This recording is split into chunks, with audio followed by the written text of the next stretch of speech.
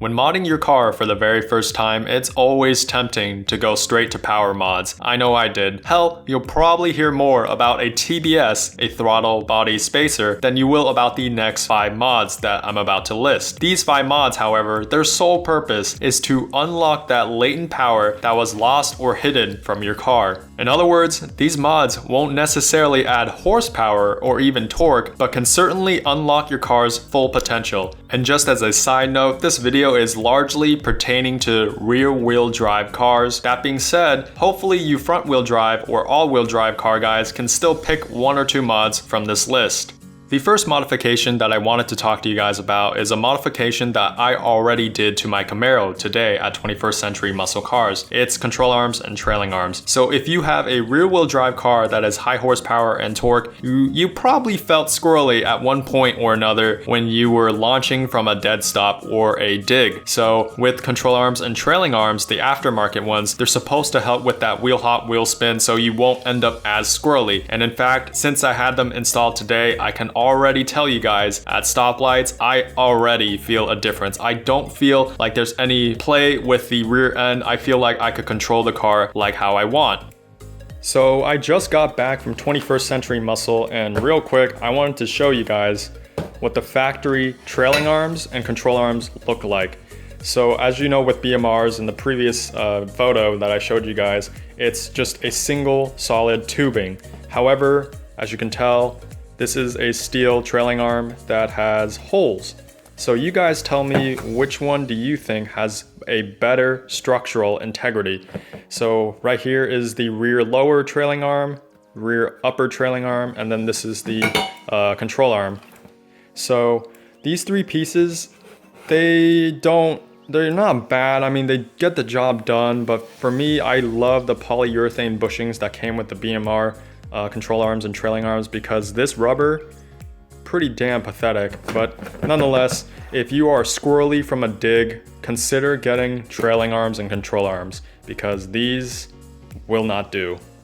The second mod that kind of goes in tandem with control arms and trailing arms is differential bushings. Again, with the control arms and trailing arms, the bushings are supposed to help with that wheel spin, wheel hop, reducing that so that your rear end will be more stable when you're trying to launch hard. I mean, even if you're roll racing, this is gonna help you guys. So if you guys want to plant your tires on the ground firmly and not worry about ending up in a ditch somewhere or hitting a crowd, I highly recommend getting bushings along with control arms and trailing arms. The third modification that's kind of overlooked is the OnePiece Driveshaft. So from the factory, most of our Mustangs, Camaros, so on and so forth, rear-wheel drive cars come with a 2-piece driveshaft with a U-joint in the center, aka the universal joint. The whole intention, the whole purpose of that U-joint is to allow a little bit of flexion, so while you're cruising around town, your car rides a little smoother. However, for us guys that don't care about a smooth ride, and to be honest, real quick, I had my OnePiece aluminum driveshaft installed on my V6 Mustang at one point, and I did not feel a difference when it came to driving comfort, but my 0 to 60 time as well as my quarter-mile time did decrease. Namely, I want to talk about my quarter-mile time. Before I had the OnePiece Driveshaft, I went 14.1 seconds at 102 miles an hour. As soon as I installed that aluminum driveshaft, I went 13.9 seconds at 104 miles per hour. So without adding any other mods and just that OnePiece driveshaft, it made a significant difference. Not only that, a OnePiece driveshaft, whether it's aluminum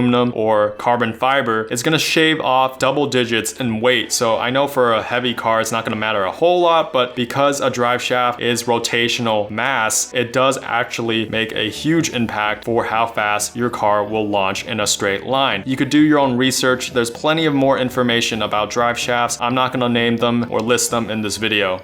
The fourth modification that is overlooked is a higher rear end differential gear ratio, or rear axle differential ratio. God, that's a mouthful. But the point is, higher gearing is typically associated with better performance in 0 to 60 times as well as quarter-mile times. There are a few trade-offs, such as the higher your gear ratio, the lower your gas mileage, your MPGs, as well as your top speed does decrease ever so slightly. But at the end of the day, it's what you value. So if you value going fast in a straight line to the quarter mile, then yeah, I would recommend getting a set of higher gear ratio, a higher gearing. And lastly, if you take anything away from this video, the most important modification you can do by far, and I know it's been beaten like a dead horse from other big car YouTubers like Car Throttle, Engineering Explained, or Mighty Car Mods, I'm of course talking about number 5, tires. So we all know tires assist with braking and they provide a quieter ride, or possibly if you're into tracking, of course they'll help you with cornering and handling. Tires, however, have a greater purpose than just those 3 points. I'm of course talking about traction. You could have all the power in the world in your car, but if you can't plant that power down, it was all done in vain. Your supercharger or your twins aren't gonna save you in a quarter mile if you have crappy ultra high performance all season tires. You better be getting ultra high performance summer tires or max performance summer or extreme performance summer tires if you want to have the best quarter mile possible. Granted, I am aware there are really good tires that come from the factory, such as Camaro SS's tires, as well as the 1LE and the Camaro ZL1. However, I'm looking at Mustang owners. If you have the 18-inch rims from the factory and you're wondering why you have a 5-second 0 to 60 or high quarter mile time in your Mustang GT, it's probably because you have the ultra high performance all season tires. I know it's approaching winter, so you know you want to keep those all season tires, but I recommend getting a whole new set of summer tires for the summertime or springtime so that you could push your car to its fullest potential. Anyways guys, I hope you enjoyed this video and you learned a thing or two. If you liked it, please give me a thumbs up. Comment in the comment section below. Let me know which modifications that I may have forgotten or mods that are often ignored that are really good that can help the community. Expect more videos just like this in the coming weeks, and until next time, please stay tuned. Thank you for watching. Peace out.